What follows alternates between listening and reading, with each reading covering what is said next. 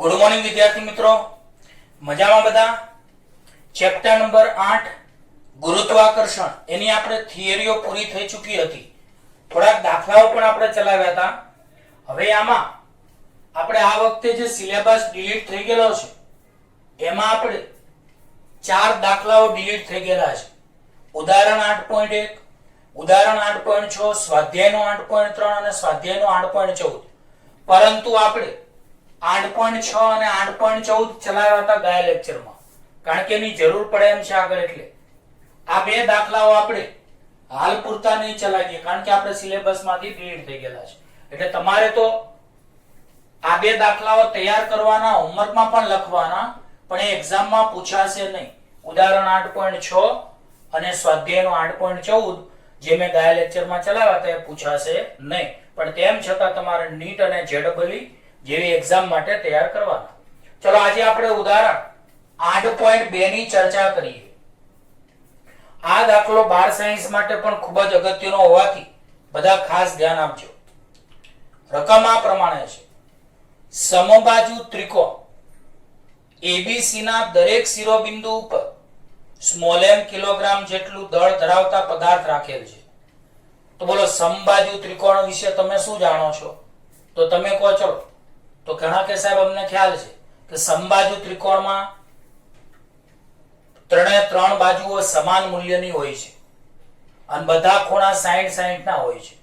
બોલો સમબાજુ ત્રિકોણમાં બધી બાજુના માપ સમાન હોય છે અને બધા ખૂણા 60 ના હોય છે. તો ચલો સમબાજુ ત્રિકોણ A B C આપણે આકૃતિમાં દર્શાવેલો છે. સમબાજુ ત્રિકોણ A B C આકૃતિમાં દર્શાવેલો છે. અહીં દરેક શિરોબિંદુ ઉપર અનુક્રમે A ઉપર m દળ, B ઉપર m દળ અને C ઉપર m દળ મૂકવાનું કહ્યું છે. તો સમબાજુ ત્રિકોણ ABC ના દરેક શિરોબિંદુ ઉપર m કિલોગ્રામ જેટલું દળ ધરાવતા પદાર્થ રાખેલ છે. તો પહેલો જવાબ, ત્રિકોણના મધ્ય કેન્દ્ર G પર મૂકેલા 2m દળ પર કેટલું બળ લાગશે?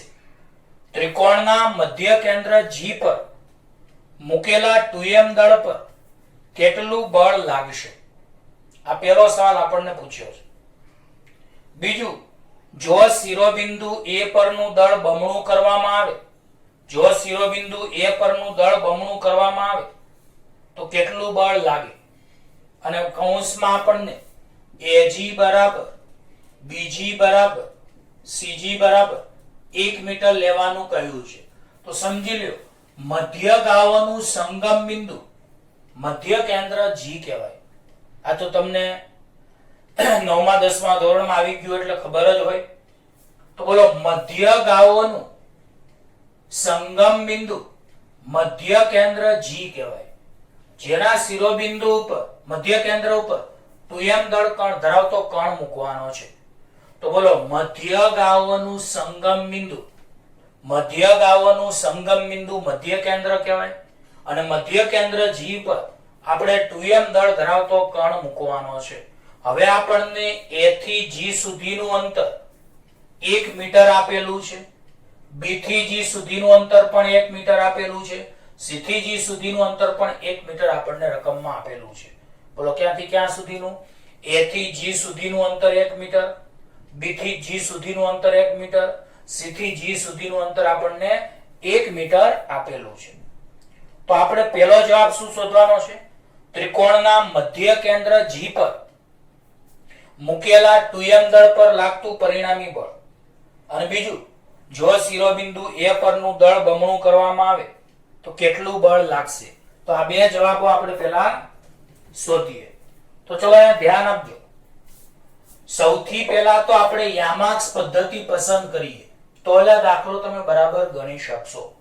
તો ભાલો આ બાજુ ધારો કે મધ્ય કેન્દ્ર G ઉગમ બિંદુ ઉપર રહે તેવી રીતે આપણે XY યામાક્સ પદ્ધતિ પસંદ કરીએ. બોલો મધ્ય કેન્દ્ર G એ ઉગમ બિંદુ પર રહે તેવી રીતે કાર્ટેશિયન યામાક્ષ પદ્ધતિ XY પસંદ આપણે કરી. તો બોલો આ x અક્ષ, આ y અક્ષ, આ ધન x, આ x ડેશ ઋણ x, આ ધન y અને y ડેશ એ ઋણ y ડેશ. તો બોલો અહીં આપણે સરળતા ખાતર મધ્ય કેન્દ્ર G ઉગમ બિંદુ પર સંપાત થાય તેવી રીતે XY યામાક્ષ પદ્ધતિ આપણે ધ્યાનમાં લઈએ તો આ ધન x, આ ઋણ x, આ ધન y અને આ ઋણ y. હવે હું એકમ સદિશની પ્રિય વિદ્યાર્થીઓ વાત પહેલા કરી દઉં, પણ એના પહેલા મને કયો મધ્ય કેન્દ્ર G પર કોણ બળ લગાડે? તો મધ્ય કેન્દ્ર G પર રહેલા 2m દળના કણ પર A પર રહેલા m દળ વડે ગુરુત્વાકર્ષી બળ લાગે છે, જેની દિશા FGA એટલે G થી A તરફની હશે. આ જ રીતે મધ્ય કેન્દ્ર G પર રહેલા 2m દળના કણ પર B પર રહેલા દળ m ને કારણે ગુરુત્વાકર્ષી બળ FGB લાગે છે, G થી B તરફની દિશામાં. આ જ રીતે મધ્ય કેન્દ્ર G પર રહેલા 2m દળના કણ પર C પર રહેલા m દળના કણ વડે લાગતું ગુરુત્વાકર્ષી બળ FGC, G થી C દિશામાં. શોર્ટ એન્ડ આપણે ટૂંકમાં કહીએ તો G પર A વડે લાગતું બળ FGA, G થી A દિશામાં. G પર B વડે લાગતું બળ G થી B દિશામાં, FGB સદિશ.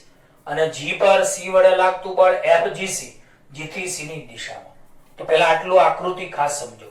તો બોલો મધ્ય કેન્દ્ર G પર A વડે લાગતું બળ G થી A દિશામાં, જેને આપણે FGA વડે દર્શાવીએ.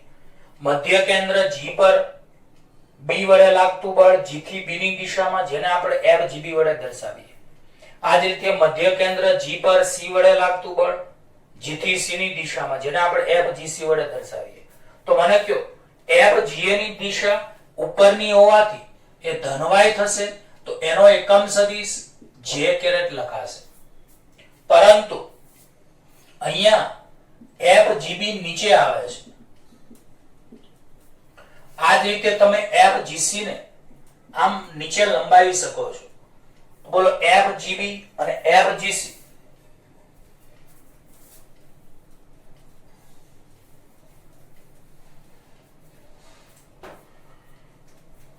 અહીંયા FGC નીચે જાય છે. આ રીતની દિશા FGC, આ FGB અને આ FGA. તો બોલો FGA ધનવાય દિશામાં જાય છે એટલે એકમ સદિશ J કેરેટ. હવે FGC એ ઋણવાય દિશામાં જાય છે. બોલો FGC એ કઈ દિશામાં જાય છે? ઋણવાય દિશામાં. તો FGC સોરી આ રીતની દિશામાં જાય છે તો FGC ના આપણે બે ઘટકો પાડી શકીએ. આ જ રીતે FGC આમ જાય છે તો આપણે FGC ના પણ બે ઘટકો પાડી શકીએ. બોલો અહીંયા FGC નીચે જાય છે તો FGC નીચે જાય છે તો એનું આડું તીર આમ જશે અને ઊભું તીર નીચે જશે. આમાં મેં ઘટકો પાડતા તમને શીખવાડેલું છે. બોલો આ FGC આ બાજુ નીચે જાય છે એટલે FGB એનું આડું તીર આમ જશે અને ઊભું તીર આમ જશે. હવે મને કહો કે અહીં ખૂણો 30 કેમ થશે? તો બધાને ખબર પડે યુગ્મ કોણને આધારે આ 60 હોય તો અડધો અડધો 30 30 થાય. હા કે ના? તો બોલો અહીંયા તમે લોકો આ ખૂણો 30 છે તો આ પણ તમે 30 કહી શકો છો. સામ સામે અભિકોણ સરખા. આ જ રીતે આ 30 છે તો આ પણ 30 થાય. જોવા જઈએ તો આ પણ 30 થશે કારણ કે આખો 60 હોય. આ પણ 30 થશે કારણ કે આખો કેટલો હોય? 60 હોય. તો આકૃતિ ખાસ સમજજો. તો બોલો સમબાજુ ત્રિકોણમાં બધા ખૂણા 60 હોય પણ અડધા અડધા ગણો તો 30 30 30 30 થશે. હવે બોલો આ ખૂણો 30 છે તો સામ સામે અભિકોણ સરખા એટલે આ 30 30 સામ સામે અભિકોણ સરખા થશે. એ જ રીતે સામ સામે અભિકોણ સરખા થશે. હવે પ્રિય વિદ્યાર્થીઓ હું અહીંયા ખૂણો બને છે એટલે cos 30 લખું છું. ખૂણો નથી બનતો એટલે sin 30 લખું છું. પણ આ ધન x દિશામાં જાય છે એટલે i કેરેટ અને આ ઋણ x દિશામાં જાય છે એટલે -j કેરેટ. એકમ સદિશ મેં શીખવાડ્યા છે, યાદ છે બધાને? બોલો ધન x દિશાનો એકમ સદિશ i કેરેટ, ઋણ x દિશાનો એકમ સદિશ -i કેરેટ, ધન y દિશાનો એકમ સદિશ j કેરેટ, ઋણ y દિશાનો એકમ સદિશ -j કેરેટ. તો બોલો અહીંયા પ્રિય વિદ્યાર્થીઓ અહીંયા પણ ખૂણો બને છે એટલે cos વડે ગુણવાનું, અહીંયા ખૂણો નથી બનતો એટલે sin વડે ગુણવાનું. પણ આ નીચે જાય છે એટલે -j કેરેટ, આ ડાબી બાજુ જાય છે એટલે -i કેરેટ આવશે. તો મેન વસ્તુ આ તમારે ખાસ સમજવાની છે. તો બોલો FGA ની દિશા ધનવાય દિશામાં હોવાથી j કેરેટ, પરંતુ FGB ની દિશા એ અડધી x માં અડધી y માં થશે.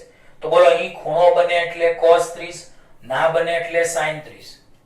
ખૂણો બને એટલે cos 30, ના બને એટલે sin 30. હવે આ ઋણ x દિશામાં જાય છે, ઋણ x દિશામાં જાય છે એટલે -i કેરેટ cos 30.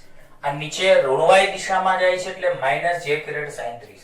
આ ધન x દિશામાં જાય છે એટલે i કેરેટ cos 30.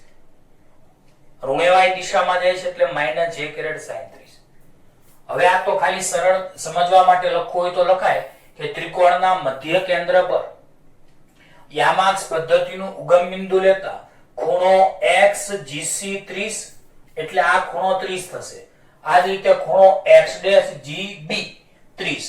તો મને કયો ખૂણો xGC બરાબર ખૂણો x'GB બરાબર 30 ડિગ્રી થશે.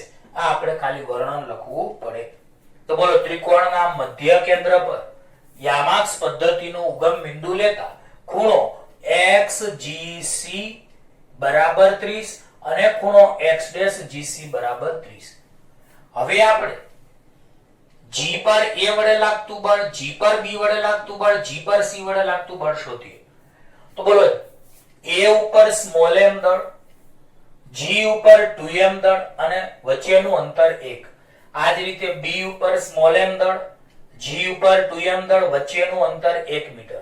આ જ રીતે C ઉપર m દળ, G ઉપર 2m દળ, વચ્ચેનું અંતર 1. તો અહીંયા તમે શું લખી શકો? તો બોલો G પર A વડે લાગતું ગુરુત્વાકર્ષી બળ બરાબર, તો ગુરુત્વાકર્ષી બળના સૂત્રનું સ્વરૂપ તો તમે જાણો જ છો, Gm1 m2/r². તો બોલો અહીંયા m1 ની જગ્યાએ m, m2 ની જગ્યાએ 2m અને વચ્ચે અંતર r નો સ્ક્વેર, પણ અહીંયા અંતર r બરાબર 1 છે એટલે 1 નો સ્ક્વેર. તો પહેલા ખાલી આપણે મૂલ્ય કહીએ. તો બોલો આ બધામાં જો સરખું આવ્યું. કેમ એવું? તો જો Gm 2m upon 1 નો સ્ક્વેર, આ જ રીતે Gm 2m upon 1 નો સ્ક્વેર, આ જ રીતે Gm 2m upon 1 નો સ્ક્વેર. કેમ એવું? તો A પર સ્મોલ m દળ, G પર 2m દળ, વચ્ચેનું અંતર 1 એટલે ગુરુત્વાકર્ષી બળ Gm 2m upon 1 નો સ્ક્વેર.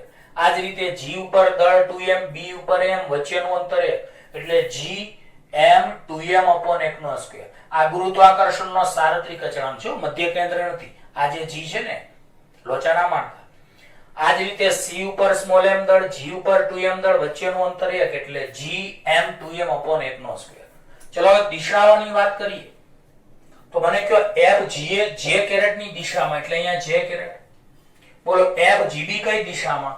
તો -i કેરેટ cos 30 વત્તા -j કેરેટ sin 30. એટલે મેં અહીંયા જુઓ -i કેરેટ cos 30 અને -j કેરેટ sin 30 લખ્યા છે. આ જ રીતે અહીંયા +i caret cos 30 -j caret sin 30 મેં અહીંયા લખ્યા છે. તો બોલો FGA ની દિશા j કેરેટ ની દિશામાં એટલે અહીંયા j કેરેટ. કારણ કે કોઈ પણ સદિશ એટલે મૂલ્ય ગુણ્યા એકમ સદિશ. બોલો કોઈ પણ સદિશ એટલે મૂલ્ય ગુણ્યા એકમ સદિશ. તો બોલો મૂલ્ય તો બધાનું સરખું જ આવશે. Gm 2m 1 નો સ્ક્વેર, Gm 2m upon 1 નો સ્ક્વેર, Gm 2m upon 1 નો સ્ક્વેર. પરંતુ દિશા જુદી જુદી છે. તો બોલો FGA ની દિશા ઉપર એટલે j કેરેટ, FGB ની દિશા આ બાજુ છે તો એના બે ઘટકોનો સરવાળો એટલે -i caret cos 30 -j caret sin 30. આ જ રીતે FGC આમ છે તો એના બે ઘટકોનો સરવાળો તો i caret cos 30 -j caret sin 30. તો પ્રિય વિદ્યાર્થીઓ 12 સાયન્સ માટે પણ બહુ કામની રીત છે એટલે આ ખાસ તમને આવડવું જોઈએ. તો બોલો FGA ની દિશા ઉપર એટલે j કેરેટ, FGB ની દિશા આ બાજુ એટલે આ બે ઘટકોનો સરવાળો તો -i caret cos 30 -j caret sin 30. અને FGC એમાં આ રીતની દિશા એટલે બે ઘટકોનો સરવાળો એટલે i caret cos 30 -j caret sin 30. તો પ્રિય વિદ્યાર્થીઓ આ બધું મેં ઓલરેડી 2-3 વાર અત્યારે જોડે જ સમજાવ્યું એટલે તમને ન સમજાય તો બીજી વાર તમે વિડિયો રિવાઇન્ડ કરીને એકવાર જોઈ લેજો. ચલો હવે આપણે આગળ વધીએ. તો આપણને પહેલા જવાબમાં શું માંગ્યું છે? આ દાખલાના પહેલા જવાબમાં શું માંગ્યું છે? તો મધ્ય કેન્દ્ર G પર રહેલા 2m દળ પર લાગતું પરિણામી બળ માંગ્યું છે. તો બોલો મધ્ય કેન્દ્ર G પર રહેલા 2m દળ ધરાવતા કણ પર લાગતું પરિણામી બળ પૂછ્યું છે. તો બોલો મધ્ય કેન્દ્ર G પર રહેલા 2m દળ પર લાગતું પરિણામી બળ F સદિશ બરાબર G પર A વડે લાગતું બળ વત્તા G પર B વડે લાગતું બળ વત્તા G પર C વડે લાગતું બળ. તો બોલો મધ્ય કેન્દ્ર G પર કોણ કોણ બળ લગાડે? તો મધ્ય કેન્દ્ર G પર A વડે બળ લાગે, B વડે બળ લાગે, C વડે બળ લાગે. માટે મધ્ય કેન્દ્ર G પર રહેલા 2m દળ પર લાગતું પરિણામી બળ F સદિશ બરાબર G પર A વડે લાગતું બળ વત્તા G પર B વડે લાગતું બળ વત્તા G પર C વડે લાગતું બળ. હવે આ ત્રણે ત્રણ નો આપણે સરવાળો કરીએ તો બધામાંથી શું સામાન્ય નીકળશે? તો gm2m upon 1 નો સ્ક્વેર, gm2m upon 1 નો સ્ક્વેર, gm2m upon 1 નો સ્ક્વેર સામાન્ય. તો બોલો આ ત્રણે ત્રણ માંથી gm2m upon 1 નો સ્ક્વેર સામાન્ય. તો કૌંસમાં વધશે શું? શું વધશે બોલો? તો આમાં j કેરેટ વધશે, બીજા પદમાં minus i caret cos 30 minus j caret sin 30, ત્રીજા પદમાં plus i caret cos 30 minus j caret sin 30 નો સરવાળો. તો બોલો આ ત્રણે ત્રણ નો તમે સરવાળો કરશો fga વત્તા fgb વત્તા fgc, આ ત્રણે ત્રણ નો સરવાળો કરશો તો આમાંથી સામાન્ય કેટલા નીકળશે? તો સામાન્ય નીકળશે gm2m upon 1 નો સ્ક્વેર. તો કૌંસમાં સરવાળો કોનો થશે? તો આ દિશાઓનો સરવાળો થશે એટલે કૌંસમાં j caret minus i caret cos 30 minus j caret sin 30 વત્તા i caret cos 30 minus j caret sin 30. હવે અહીંયા શું ઉડી જશે? તો બોલો minus i caret cos 30 plus i caret cos 30 ઉડી જશે. તો gm2m upon 1 નો સ્ક્વેર એમને 1 નો સ્ક્વેર તો 1 એ લખવાની જરૂર નથી, 1 નો સ્ક્વેર તો 1 જ થાય. તો અહીંયા gm2m છે તો આ ગોઠવણી કરો તો 2gm ગુણ્યા m એટલે m સ્ક્વેર. કૌંસમાં અહીંયા j કેરેટ ના j કેરેટ, હવે minus j caret sin 30 minus j caret sin 30. તો બોલો minus j caret sin 30 minus j caret sin 30 એટલે માઈનસ 2j કેરેટ sin 30. તો બોલો અહીંયા તમારે 2gm સ્ક્વેર એમને j કેરેટ એમને માઈનસ 2j કેરેટ એમને sin 30 ની કિંમત 1/2. બોલો અહીંયા બે ઉડી જશે તો j caret minus j caret આવશે. તો j caret minus j caret એટલે 0, એનો મતલબ 2gm સ્ક્વેર ગુણ્યા 0 એટલે બળ અહીંયા 0 આવશે. તો આપણો પહેલો જવાબ કે મધ્ય કેન્દ્ર G પર રહેલા 2m દળ પર લાગતું પરિણામી બળ 0 આવશે. તો આ આપણો પહેલો જવાબ આવ્યો. તો પ્રિય વિદ્યાર્થીઓ એકવાર હજી રિવિઝન કરાવી દઉં તમને. આપણને સમબાજુ ત્રિકોણ ABC આપ્યો છે. સમબાજુ ત્રિકોણમાં ત્રિકોણની ત્રણેય બાજુઓના માપ સરખા હોય, બધા ખૂણા 60 60 ના હોય. તો અડધા અડધા 30 30 30 30 તમે લખી શકો છો. અહીં આપણે મધ્ય કેન્દ્ર G ઉગમ બિંદુ પર રહે તે રીતે યામાક્સ પદ્ધતિ પસંદ કરી તો ખૂણો XGC 30 એટલે આ પણ 30 થશે. ખૂણો X'GB 30 એટલે આ પણ 30 થશે. હવે મધ્ય કેન્દ્ર G પર કોણ બળ લગાડે? તો A, B અને C. તો G પર A વડે લાગતું બળ G થી A ની દિશામાં, G પર B વડે લાગતું બળ G થી B ની દિશામાં, G પર C વડે લાગતું બળ G થી C ની દિશામાં. હવે ઉપરનું બળ ઉપરની દિશામાં લાગે એટલે J કેરેટ. હવે આ બાજુ ખૂણો બને એટલે cos 30, ના બને એટલે sin 30. ઋણ x દિશા એટલે માઈનસ i કેરેટ ગુણવાના, ઋણ y દિશા એટલે માઈનસ j કેરેટ ગુણવાના. અહીંયા ખૂણો બને એટલે cos 30, ના બને એટલે sin 30. અહીંયા ધન x દિશા એટલે i કેરેટ ગુણવાના, ઋણ y દિશા એટલે માઈનસ j કેરેટ ગુણવાના. હવે બોલો FGA બરાબર તો gm2m upon 1 નો સ્ક્વેર, ઉપરની દિશા એટલે j કેરેટ. FGB એટલે gm2m upon 1 નો સ્ક્વેર, આ બાજુની દિશા તો બંનેનો સરવાળો minus i caret cos 30 minus j caret sin 30. આ જ રીતે FGC બરાબર gm2m upon 1 નો સ્ક્વેર અને બંને ઘટકોનો સરવાળો એટલે i caret cos 30 minus j caret sin 30.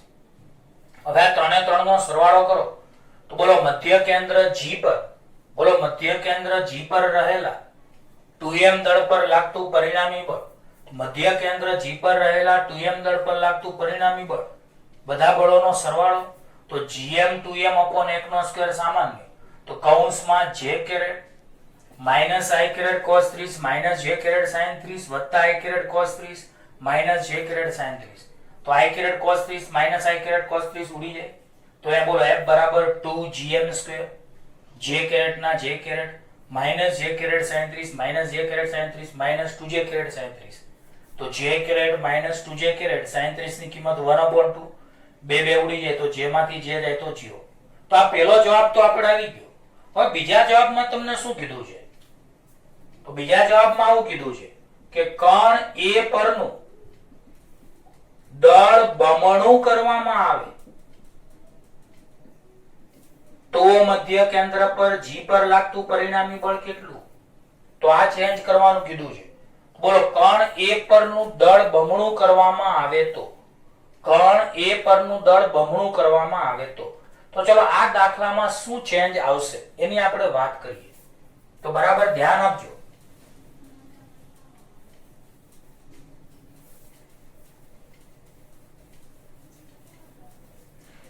બોલો અહીંયા તમારે કણ A પરનું દળ બમણું કરવાનું, એટલે જે m હતું એની જગ્યાએ 2m કરવાનું.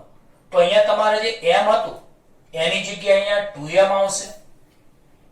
તો બોલો હવે આપણે બધાનો સરવાળો કરીએ તો f બરાબર f g ની કિંમત કેટલી? g 2m upon 1 નો સ્ક્વેર આવશે, કારણ કે A પરનું દળ બમણું કરવાનું, તો અહીંયા m ની જગ્યાએ 2m કરવાના અને j કેરેટ ના j કેરેટ, પણ છેલ્લા બે પદોમાં કોઈ ફેરફાર થવાનો નથી, કારણ કે તમારે કેમાં દળ બમણું કરવાનું છે? માત્ર કણ A પરનું દળ બમણું કરવામાં આવે તો હવે મધ્ય કેન્દ્ર G પર લાગતું બળ શોધવાનું છે. તો બોલો કણ A પરનું દળ બમણું કરો તો જે અહીંયા સ્મોલ m હતા ત્યાં 2m આવી જાય. તો પહેલું પદ મેં FG આટલું લખ્યું, પણ છેલ્લા બે પદમાં કોઈ ફરક પડશે નહીં. તો બોલો છેલ્લા બે પદમાંથી કેટલા સામાન્ય?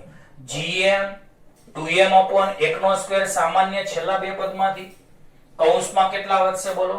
તો minus i caret cos 30 minus j caret sin 30 plus i caret cos 30 અને માઈનસ j કેરેટ sin 30. પડી ખબર કે ના પડી? શું ચેન્જ કર્યો જોજો. તો બોલો કણ A પરનું બળ બમણું કરવામાં આવે તો મધ્ય કેન્દ્ર G પર કેટલું બળ લાગશે?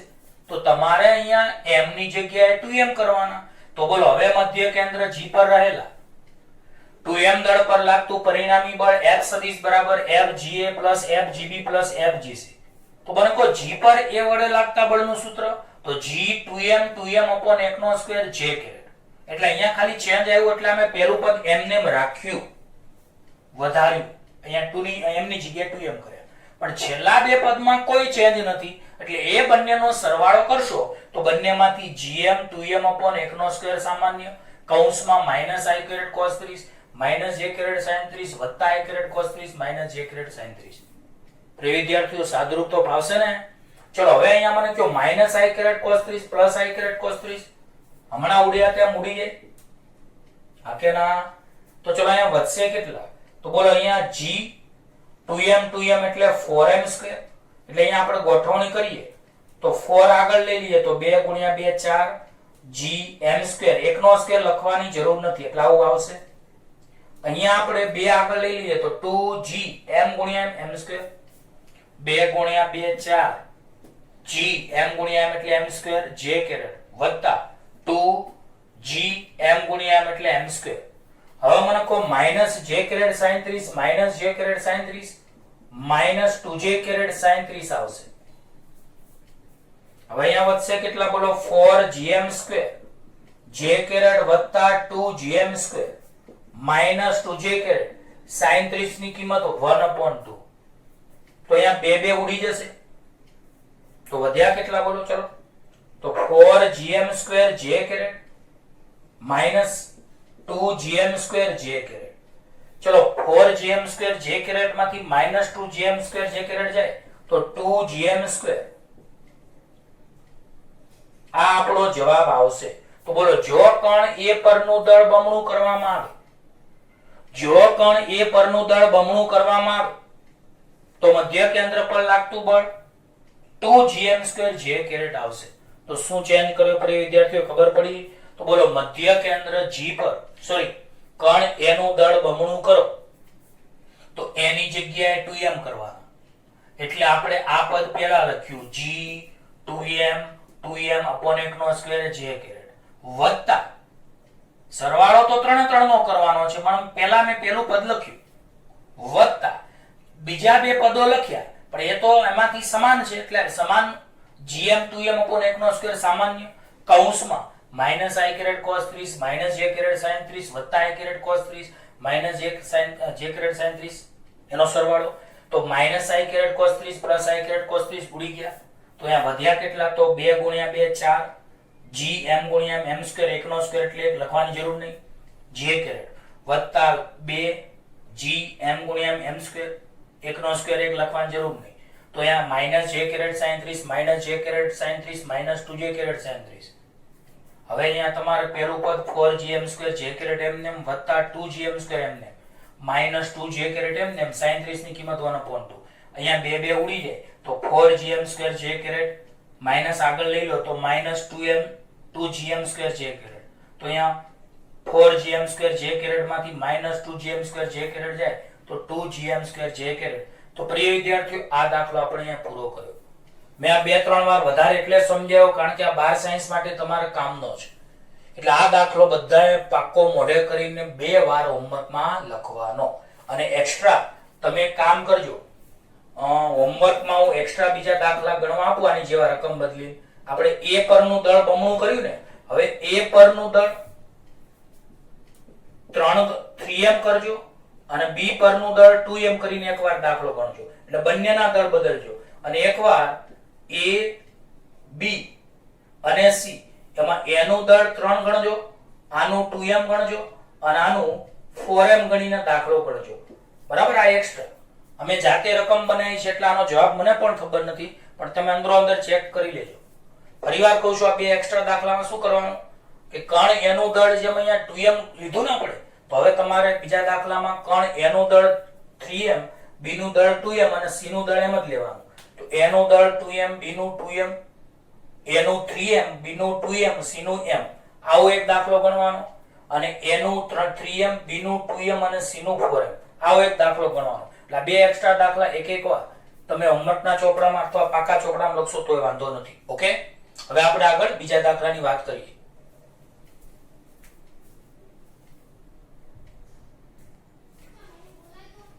હવે વિદ્યાર્થી મિત્રો, ઉદાહરણ 8.3 ની આપણે ચર્ચા કરીએ, પણ એની પહેલા બે સૂત્રો તમને આવડતા હશે તો જ દાખલા આવડશે.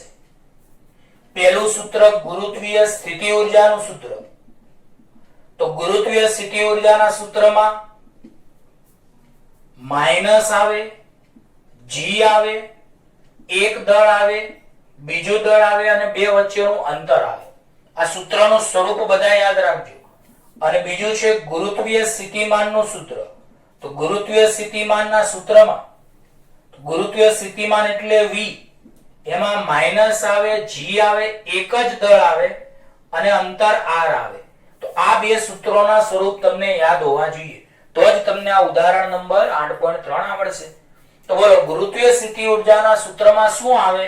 તો માઈનસ આવે, g આવે, એક દળ આવે, બીજું દળ આવે, છેદમાં બે દળ વચ્ચેનું અંતર આવે. અને ગુરુત્વીય સ્થિતિમાનમાં માઈનસ આવે, g આવે, એક દળ આવે અને અંતર r આવે છેદમાં. તો બે સૂત્રોનો ડિફરન્સ બરાબર મોડેલ કરી લીધો.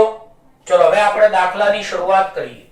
ખૂબ જ એટલે ખૂબ જ આઈએમપી દાખલો છે એટલા માટે ધ્યાન આપજો. રકમ આ પ્રમાણે છે. ઉદાહરણ 8.3. સ્મોલ l લંબાઈની બાજુઓ ધરાવતા ચોરસના શિરોબિંદુઓ પર મૂકેલા ચાર કણના તંત્રની સ્થિતિ ઊર્જા શોધો. L લંબાઈની બાજુઓ ધરાવતા, બોલો L લંબાઈની બાજુઓ ધરાવતા ચોરસના શિરોબિંદુઓ પર મૂકેલા 4 કણના તંત્રની સ્થિતિ ઊર્જા શોધો. ચોરસના કેન્દ્ર પર સ્થિતિમાન શોધો. તો બે જવાબ માંગ્યા છે, યાદ રાખજો. L લંબાઈની બાજુઓ ધરાવતા, રકમમાં અહીંયા m દળ છપાણું નથી, બાકી m દળ આવશે. તો બોલો L લંબાઈની બાજુઓ ધરાવતા ચોરસના શિરોબિંદુઓ ઉપર મૂકેલા 4 m દળના કણની, m દળના, એવું રકમમાં આપણે ચોપડીમાં જ છપાણું નથી. તો બોલો ચોરસમાં બધાને ખબર છે કેટલી બાજુ હોય? 5 બાજુ હોય ચોરસમાં. 5 નહીં, કેટલી હોય? 4 હોય. તો ચોરસમાં 4 બાજુ હોય. આ 1 નંબરનો શિરોબિંદુ, આ 2 નંબરનું શિરોબિંદુ, આ 3 નંબરનું શિરોબિંદુ અને આ 4 નંબરનું શિરોબિંદુ. તો બોલો 1 નંબરનું શિરોબિંદુ, આ 2 નંબરનું શિરોબિંદુ, આ 3 અને આ 4. બોલો ચોરસની બધી બાજુના માપ સરખા જ હોય. તો અહીંયા આપણને બાજુનું માપ L L L આપેલું છે. અને ચારેય શિરોબિંદુઓ પર દળ આપણને આપ્યું નથી, પણ આપણે સ્મોલ m ધારી લીધું. તો હવે આપણે આ 4 કણના તંત્રની સ્થિતિ ઊર્જા શોધવાની છે અને ચોરસના કેન્દ્ર પર સ્થિતિમાન શોધવાનું છે. તો ચલો સૌપ્રથમ તો હું થોડીક આકૃતિની માહિતી આપી દઉં. તો ચોરસના 4 શિરોબિંદુઓ 1 2 3 4, ચારે 4 શિરોબિંદુ ઉપર દળ અનુક્રમે સ્મોલ m. હવે કેન્દ્ર O થી શિરોબિંદુ સુધીનું અંતર r છે. હવે મેં અહીંયા જો આટલો કાટકોણ ત્રિકોણ મેં અહીંયા ફરીવાર દોર્યો છે. આ 2 નંબરનું શિરોબિંદુ મેં અહીંયા લખ્યું, આ 4 નંબરનું શિરોબિંદુ મેં અહીંયા લખ્યું. બોલો આટલું માપ L છે, આટલું માપ L છે, આટલું માપ L છે, આટલું માપ L છે. તો આ વિકર્ણ કેટલો થાય? તો પાયથાગોરસ તો પ્રમેય તો તમે જાણો જ છો. તો બોલો આ બાજુનું માપ L છે, આ બાજુનું L છે. તો તમે કયો મને વિકર્ણ એટલે કે કર્ણ કેટલો થશે અહીંયા? તો કાટકોણ ત્રિકોણમાં કર્ણ એનો square is equal two pass પાસેની બે બાજુઓના વર્ગનો સરવાળો, એટલે અહીંયા L સ્ક્વેર વત્તા L સ્ક્વેર એટલે 2L સ્ક્વેર. કોના બરાબર? કર્ણનો સ્ક્વેર બરાબર. અને બંને બાજુ તમે વર્ગમૂળ કરો તો અહીંયા વર્ગમૂળ ઉડી જાય. 2 નું વર્ગમૂળ √2 અને √2L આવશે. તો મને કયો આ કર્ણ કેટલો આવ્યો? √2L. આમ વિકર્ણ. તો ચોરસના વિકર્ણનું માપ √2L. પ્રિય વિદ્યાર્થીઓ, આ તો 9મા 10મામાં તમારે આવી ગયેલું હોય, તેમ છતાં આપણે શાંતિથી તમને સમજાવીએ છીએ. તો બોલો પાયથાગોરસના પ્રમેય અનુસાર, પાયથાગોરસના પ્રમેય અનુસાર કર્ણનો square is equal to L square વત્તા L સ્ક્વેર. બોલો કર્ણનો square is equal to L square વત્તા L સ્ક્વેર. તો L સ્ક્વેર વત્તા L સ્ક્વેર કેટલા થાય? 2L square. તો કર્ણનો square is equal to L square વત્તા L સ્ક્વેર 2L સ્ક્વેર. બંને બાજુ વર્ગમૂળ કાઢો તો અહીંયા વર્ગમૂળ ઉડી જાય, બરાબર 2 નું વર્ગમૂળ √2 અને L સ્ક્વેર નું વર્ગમૂળ L એટલે √2L. હવે યાદ રાખો આખું માપ √2L થાય તો કેન્દ્રથી શિરોબિંદુ સુધીનું અંતર કેટલું? તો કેન્દ્ર O અને આટલું અંતર r કેટલું? તો √2L ના અડધા થશે, એટલે આટલું અંતર √2L/2, આટલું √2L/2. તો બોલો ચોરસના કેન્દ્રથી શિરોબિંદુ સુધીનું અંતર શોધવા માટે આપણે આ પદ્ધતિ પહેલા કરી. તો બરાબર યાદ રાખજો.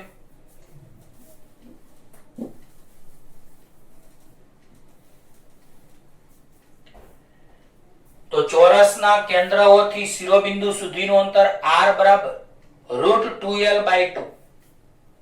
હવે 2 ની જગ્યાએ √2 લખાય. અંશમાં એકવાર √2 છે એટલે √2 ઉડી જાય તો L/√2 આવે. આમ તમે કહી શકો કે ચોરસના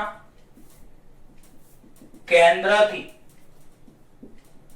શિરોબિંદુ સુધીનું અંતર r = L/√2 થશે. તો પ્રિય વિદ્યાર્થીઓ, આપણે આની જરૂર પડશે એટલે આપણે અગાઉ શોધી કાઢ્યું. પાક્કું? ચલો હું હવે બાજુના માપ સમજાવી દઉં છું. આ બાજુનું માપ L, આ L, આ L અને આ L. પછી બોલો વિકર્ણનું માપ કેટલું? તો આ વિકર્ણનું માપ √2l થશે, આ વિકર્ણની લંબાઈ √2l થશે. પરંતુ ચોરસના કેન્દ્રથી શિરોબિંદુ સુધીનું અંતર, તો બોલો r બરાબર કેટલું? તો √2l/2 તો ચોરસના કેન્દ્રથી શિરોબિંદુ સુધીનું અંતર r બરાબર √2l/2. તો √2l ના √2l અંશમાં છેદમાં 2 ની જગ્યાએ √2 તો √2 ઉડી જાય તો l/√2. હવે ચોરસના કેન્દ્રથી શિરોબિંદુ સુધીનું અંતર, બોલો ચોરસના કેન્દ્રથી શિરોબિંદુ સુધીનું અંતર r બરાબર l/√2 થશે. પાક્કું? ઓકે. હવે આપણે આ ઉપરનું તમારે ન લખવું હોય તો ચાલશે, સમજવા માટે છે. હમણાં મેં સમજાવ્યું કે બે કણોના તંત્રની સ્થિતિ ઊર્જા uij, જ્યાં i એ પહેલો કણ અને j એટલે બીજો કણ, બરાબર. તો મેં હમણાં કીધું હતું સ્થિતિ ઊર્જાના સૂત્રમાં શું આવે? માઈનસ આવે, g આવે, એક દળ mi આવે, બીજું દળ mg આવે અને વચ્ચે છેદમાં બંને વચ્ચેનું અંતર rij આવે, જ્યાં rij એટલે i અને j નંબરના કણો વચ્ચેનું અંતર. હવે અહીંયા આપણે ચોરસના ચાર કણોના તંત્રની કુલ સ્થિતિ ઊર્જા પૂછી છે આપણને. તો બોલો ચાર કણોના તંત્રની કુલ સ્થિતિ ઊર્જા u એટલે સિગ્મા એટલે સરવાળો માઈનસ g, અહીંયા એક દળ m બીજું દળ m છેદમાં rij. તો આ પદ ન લખવું હોય તો ચાલશે. હવે હું અહીંયા નીચે જે પદ લખું ત્યાંથી તમે દાખલો શરૂ કરશો. તો ઉપરનું ખાલી સમજવા માટે છે, તમે નહીં લખો તો માર્ક્સ નહીં કપાય. દાખલો તમારે અહીંયાથી શરૂ કરવાનો અને આ બધું લખવાનું દાખલામાં તમારે પેપરમાં બધું લખેલું છે. તો બોલો u એટલે ચાર કણોના તંત્રની કુલ સ્થિતિ ઊર્જા. તો ચાર કણોના તંત્રની કુલ સ્થિતિ ઊર્જા u બરાબર સિગ્મા એટલે સરવાળો, કોનો સરવાળો? તો સ્થિતિ ઊર્જાની જોડોનો સરવાળો. ચલો મને તો ચોરસમાં સ્થિતિ ઊર્જાની જોડ કેટલી બને? તો ચલો હું જોડ બનાવતા શીખવાડું. એક જોડ 1 થી 2 ની વચ્ચે, બીજી જોડ 2 થી 3 ની વચ્ચે, ત્રીજી જોડ 3 થી 4 ની વચ્ચે, ચોથી જોડ 4 થી 1 ની વચ્ચે, પાંચમી જોડ 1 અને 3 વચ્ચે અને છઠ્ઠી જોડ 2 અને 4 વચ્ચે. તો ટોટલ 6 જોડ ચોરસમાં બને કે જે આપણને સ્થિતિ ઊર્જા આપે. તો બોલો ચાર કણોના તંત્રની કુલ સ્થિતિ ઊર્જા u બરાબર u12 plus u23 plus u34 plus u41 plus u13 plus u24.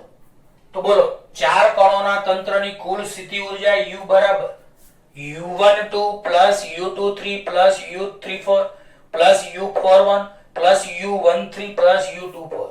ટૂંકમાં ચાર બાજુ આવશે અને બે વિકર્ણ આવશે. ચાર બાજુ 1 2 3 4 અને બે વિકર્ણ. ઓકે, ચલો હવે મને જરાક આનું સૂત્ર આપણે શું લખી શકીએ? તો સ્થિતિ ઊર્જાના સૂત્રમાં શું આવે બોલો? તો માઈનસ આવે, g આવે, m આવે, m આવે. તો મેં બધામાંથી આટલું સામાન્ય આ 6 એ 6 જોડમાં જો તમે m m m m m m m m m m અને m m. તો 6 એ 6 જોડમાં એક દળ m બીજું દળ m છે. એટલે સ્થિતિ ઊર્જાના સૂત્રમાં શું આવે બોલો? તો માઈનસ આવે, g આવે, એક દળ m બીજું દળ m છેદમાં બંને વચ્ચેનું અંતર. તો આપણે અહીંયા આટલું બધામાંથી 6 એ 6 માંથી સામાન્ય નીકળી જશે. એટલે અહીંયા શું લખાશે? 1/r12 એટલે 1 અને 2 ની વચ્ચેનું અંતર, અહીંયા 2 અને 3 ની વચ્ચેનું અંતર, અહીંયા 3 અને 4 ની વચ્ચેનું અંતર, અહીંયા 4 અને 1 ની વચ્ચેનું અંતર, અહીંયા 1 અને 3 ની વચ્ચેનું અંતર, અહીંયા 2 અને 4 ની વચ્ચેનું અંતર. ટૂંકમાં પ્રિય વિદ્યાર્થીઓ ખબર પડે છે હું શું કહું છું? તો ચાર કણોના તંત્રની કુલ સ્થિતિ ઊર્જા u બરાબર minus gmm/r12 minus gmm/r23 minus gmm/r34 minus gmm/r41 એવી રીતે આવે. પણ મેં 4 6 એ 6 માંથી માઈનસ gmm સામાન્ય કાઢ્યા. કેમ અહીંયા એવું આવે? કારણ કે જુઓ 6 એ 6 જોડમાં mm mm mm mm mm mm અને mm એટલે 6 એ 6 જોડમાં સરખું આવે એટલે આપણે માઇનસ જીએમએમ સામાન્ય કાઢે. કૌંસમાં પહેલા પદમાં 1/1 અને 2 વચ્ચેનું અંતર r12 વત્તા 1/2 અને 3 વચ્ચેનું અંતર r23 વત્તા 1/r34 વત્તા 1/r41 પ્લસ વત્તા 1/r13 પ્લસ 1/r24. હવે મને કહો u બરાબર માઇનસ જીએમએમ એટલે m સ્ક્વેર છેદમાં. હવે તમે જોજો અહીંયા આ ચાર બાજુ છે એટલે અહીંયા 1/l plus 1/l plus 1/l plus 1/l આવશે.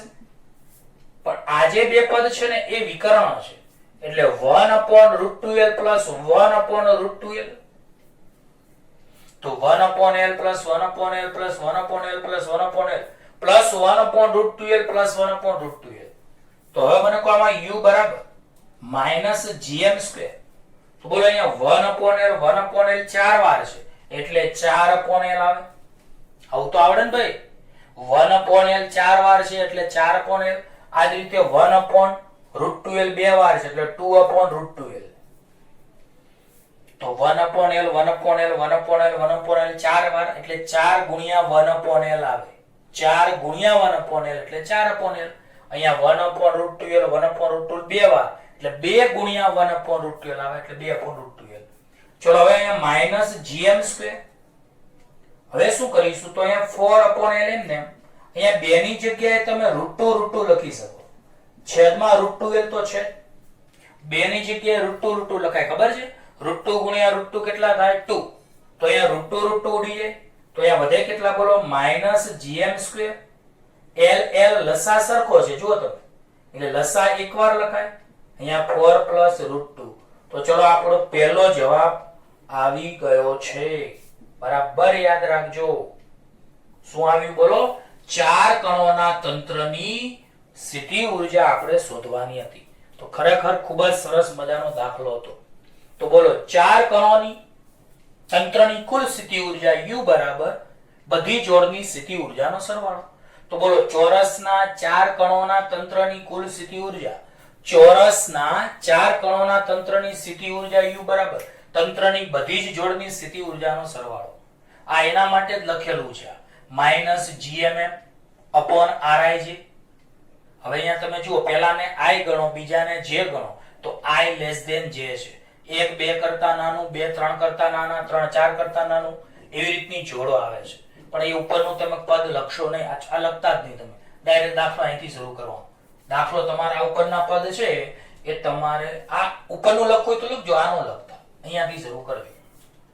તો u બરાબર માઈનસ જીએમએમ છેદમાં આ રીતનું. તો ચાર બાજુ અને બે વિકર્ણો તો માઈનસ જીએમએમ ગુણ્યા m square. 1/l plus 1/l plus 1/l plus 1/l plus 1/√2l plus 1/√2l. 1/l ચાર વાર એટલે 4 ગુણ્યા 1/l 4/l. 1/√2l બે વાર એટલે 2 વાર 1/√2l એટલે 2/√2l. 2 ની જગ્યાએ √2 તો √2 ઉડી જાય. હવે અહીંયા છેદમાં l અહીંયા છેદમાં l તો લસા સરખો એટલે 4 પ્લસ √2/l. તો આ આપણો પહેલો જવાબ ચોરસના ચાર શિરોબિંદુઓમાં રહેલા દળને કારણે એટલે ચાર કણોના તંત્રની સ્થિતિ ઊર્જા. હવે આપણે ચોરસના કેન્દ્ર પર ગુરુત્વીય સ્થિતિમાન માંગ્યું છે એટલે આ દાખલામાં આપણે બીજો જવાબ પણ માંગ્યો છે. આની આગળનો દાખલો ગણ્યો એમાં પણ આપણને બીજો જવાબ માંગ્યો હતો. તો ચલો ધ્યાન આપજો. ચોરસના કેન્દ્ર પર ગુરુત્વીય સ્થિતિમાન આપણને માંગ્યું છે. તો કેવી રીતે શોધવાનું? તો ચોરસના કેન્દ્રમાં કયું શિરોબિંદુ લાગુ પડે? પહેલું શિરોબિંદુ, બીજું, ત્રીજું કે ચોથું? તો ઘણા કે સાહેબ ચારે ચાર શિરોબિંદુ લાગુ પડે. ચોરસના કેન્દ્ર ઉપર આપણે ગુરુત્વીય સ્થિતિમાન શોધવું છે. તો પહેલું શિરોબિંદુ લાગુ પડે, બીજું શિરોબિંદુ, ત્રીજું અને ચોથું. ચલો પહેલા ઉપરનું દળ m, ત્યાંથી શિરોબિંદુ સુધીનું અંતર એટલે r. એટલે અહીંયા તમે લખી શકો 4 વાર માઈનસ gm અપોન r. એટલે દરેક કણને કારણે ઉદ્ભવતું ગુરુત્વીય સ્થિતિમાન. તો જુઓ અહીંયા m શિરોબિંદુ O સુધીનું અંતર r અહીંયા m શિરોબિંદુ O સુધીનું અંતર r, અહીંયા m શિરોબિંદુ O સુધીનું અંતર r, અહીંયા m શિરોબિંદુ O સુધીનું અંતર r. તો મેં હમણાં તમને ગુરુત્વીય સ્થિતિમાનના સૂત્રમાં શીખવાડ્યું કે ગુરુત્વીય સ્થિતિમાનના સૂત્રમાં માઈનસ આવે, g આવે, m આવે અને છેદમાં અંતર આવે. તો આ સૂત્રનું સ્વરૂપ યાદ રાખજો. તો બોલો ચોરસના કેન્દ્ર પર ગુરુત્વીય સ્થિતિમાન v બરાબર, ચોરસના કેન્દ્ર પર કુલ ગુરુત્વીય સ્થિતિમાન v બરાબર 4 વાર -gm/r. કારણ કે 4 શિરોબિંદુ છે તો કેન્દ્રથી શિરોબિંદુ સુધીના 4 ભાગ પડે.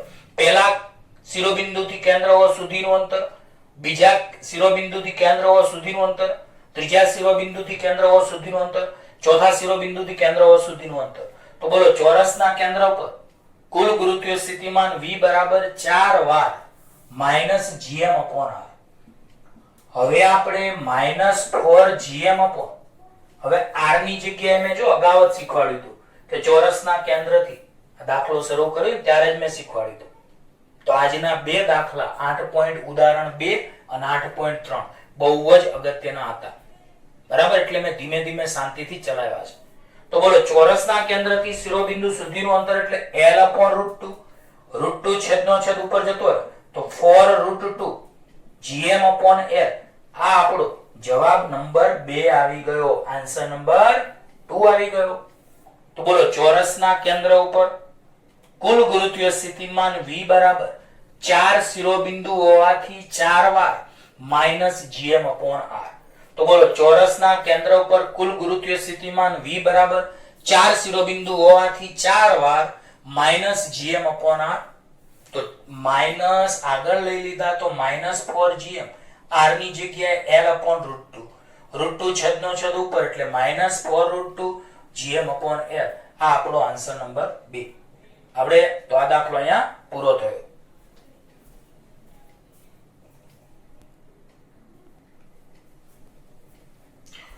હવે પ્રિય વિદ્યાર્થીઓ ઉદાહરણ 8.5 અમે ગયા લેક્ચરમાં ઉદાહરણ 8.6 ચલાવ્યું હતું. એ આપણે નવા સિલેબસમાં કેન્સલ થઈ ગયું છે, તેમ છતાં ઉદાહરણ 8.6 આપણે ચલાવ્યું હતું. પરંતુ એટલે ચલાવ્યું હતું કે 8.5 માં એની જરૂર પડે છે. તો 8.5 બરાબર ધ્યાન આપજો. મંગળ ગ્રહને બે ચંદ્રો છે, ફોબોસ અને ડેલ્મોસ. મંગળ ગ્રહને બે ચંદ્રો છે, ફોબોસ અને ડેલ્મોસ. પહેલો જવાબ, ફોબોસના આવર્તકાળ t બરાબર 7 કલાક 39 મિનિટ છે અને કક્ષીય ત્રિજ્યા r બરાબર 9.4 ગુણ્યા 10⁻³ કિલોમીટર છે. તો મંગળનું દળ m શોધવાનું છે તમારે. ફરીવાર બોલું છું, ફોબોસનો આવર્તકાળ t 7 કલાક 39 મિનિટ છે. ફોબોસનો આવર્તકાળ, ફોબોસ કોણ છે? તો મંગળ ગ્રહના બે ચંદ્ર છે, એટલે કે બે ઉપગ્રહ છે, એક ફોબોસ અને બીજું ડેલ્મોસ.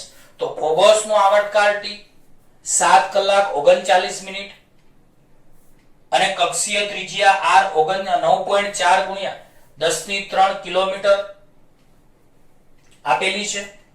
તો મંગળનું દળ શોધો. ચલો પહેલો દાખલો પહેલા પૂરો કરીએ. તો બોલો ફોબોસનો આવર્તકાળ t બરાબર 7 કલાક અને 39 મિનિટ.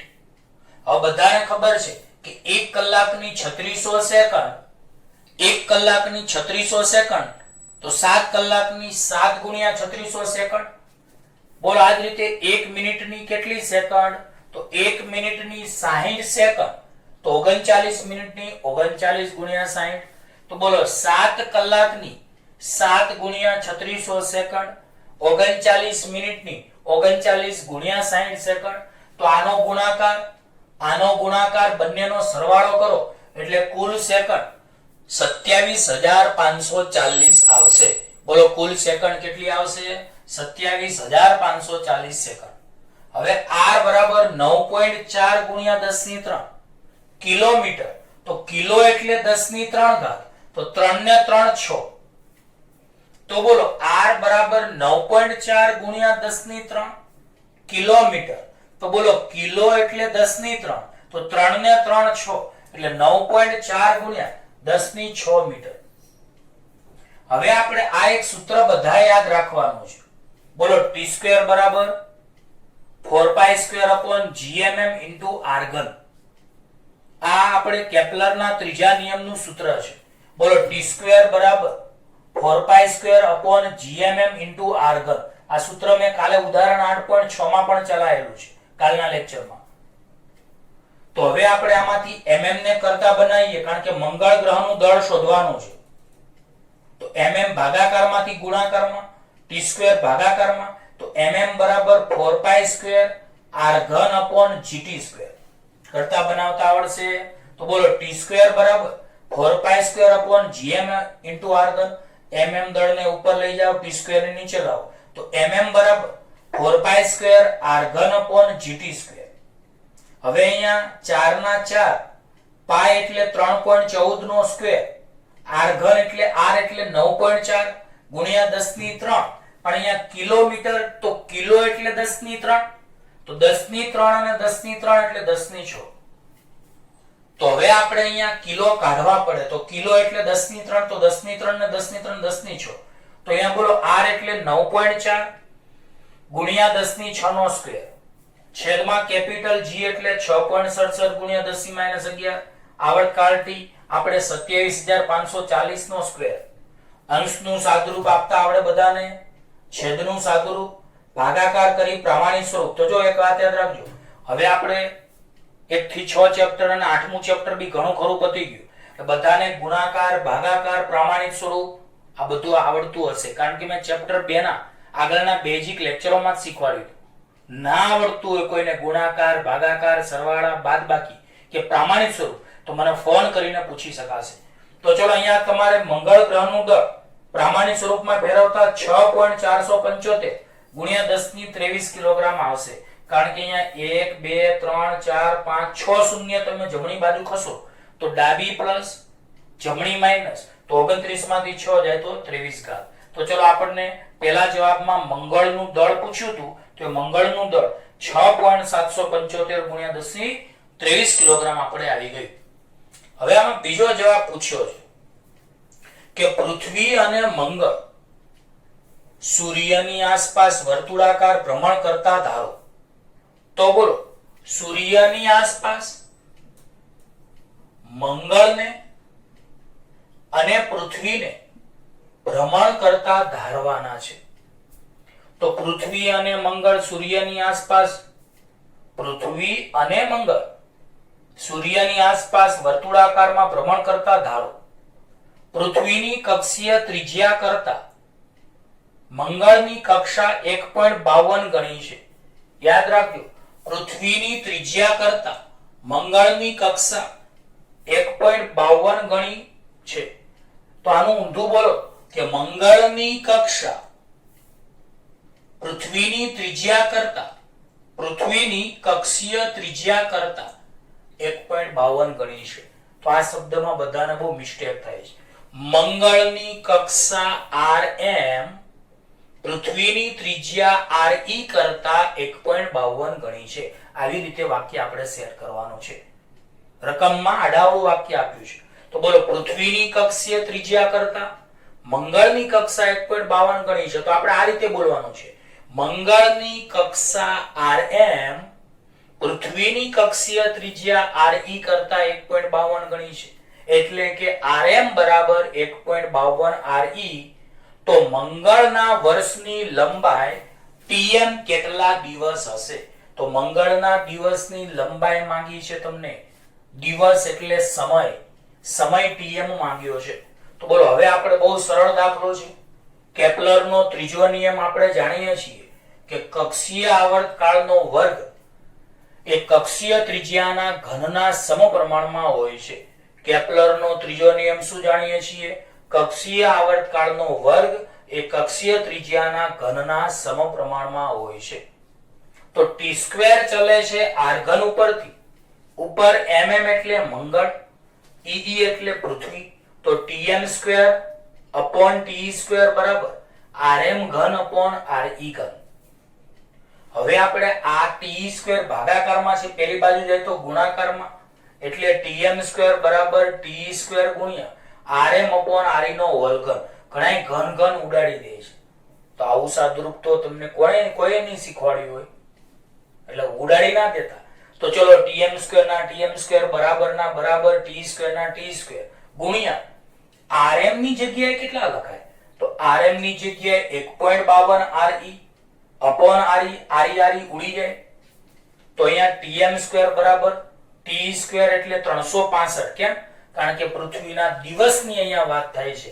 તમને મંગળના જવાબ દિવસમાં માંગ્યો છે, મંગળનો જવાબ દિવસમાં માંગ્યો છે, એટલે પૃથ્વી માટેના દિવસ 365 એનો સ્ક્વેર ગુણ્યા 1.52 નો ઘન. હવે આપણે બંને બાજુ વર્ગમૂળ કરીએ તો જુઓ આ વર્ગમૂળ ઉડી જાય એટલે અહીંયા tm, અહીંયા પણ વર્ગમૂળ ઉડી જાય એટલે 365, પરંતુ અહીંયા 3/2 આવશે. હવે 365 ના 365 પણ 1.52 એની 3/2 નું સાદુરૂપ કેવી રીતે આપશો? તો પહેલા એનો ઘન કરવાનો અને પછી એનું વર્ગમૂળ કરવાનું, એટલે 3/2 થઈ જાય. આ યાદ રાખજો. ઘણા કે સાહેબ આ સાદુરૂપ નહીં ભાવતું, પણ 1.52 ની 3/2 એટલે તો 1.52 નો ઘન અને એની 1/2. તો 1.52 નો ઘન એટલે 1.52 ગુણ્યા 1.52 ગુણ્યા 1.52 અને પછી તેનું વર્ગમૂળ એટલે આવશે આ જવાબ, અને ગુણાકાર કરશો તો 684 દિવસ આવશે. તો પ્રિય વિદ્યાર્થીઓ, સાદુરૂપ તો આવડે એવું છે. તો કેપ્લરના ત્રીજા નિયમ પરથી t સ્ક્વેર ચલે છે r ઘન, ઉપર mm એટલે મંગળ, નીચે e એટલે પૃથ્વી. તો tm square upon t square બરાબર rm ઘન અપોન re ઘન.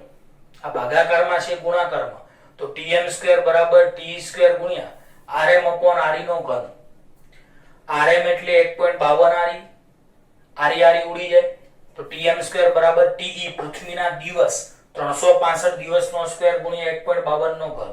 બંને બાજુ વર્ગમૂળ કરો તો અહીંયા વર્ગમૂળ ઉડી જાય, અહીંયા વર્ગમૂળ ઉડી જાય, પણ અહીંયા 3/2 થાય. 3/2 નું સાદુરૂપમાં પહેલા ઘન કરવાનું, પછી વર્ગમૂળ અને ગુણાકાર કરશો એટલે આનો જવાબ આવી જશે.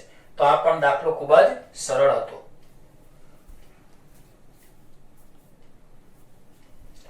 તો પ્રિય વિદ્યાર્થીઓ, આપણે ઉદાહરણમાં ટોટલ કેટલા પૂરા કર્યા? તો 8.1 ઉદાહરણ આપણે કેન્સલ થઈ ગયેલું છે એટલે કરવાનું નથી. 8.2 આજે ચલાવ્યું, એ ખૂબ જ લાંબો દાખલો હતો. 8.3 એ પણ લાંબો દાખલો હતો, અને 8.5 ચલાવ્યું.